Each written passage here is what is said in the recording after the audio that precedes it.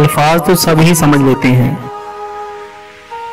मजा तो तब है कि कोई खामोशियां भी समझे। लोगों को जब उनकी औकात में रखना शुरू कर दो तो कहते हैं तुम बहुत बदल गए हो यार।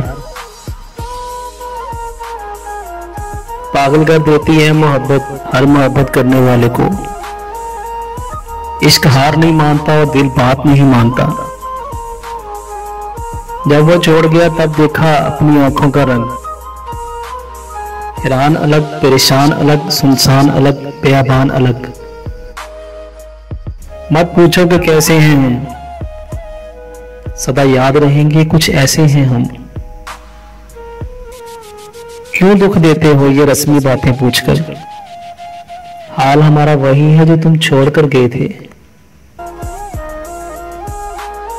तेरी मोहब्बत से लेकर तेरे अलविदा कहने तक मैंने सिर्फ चाहा तुझे, तुझसे कुछ नहीं चाहा।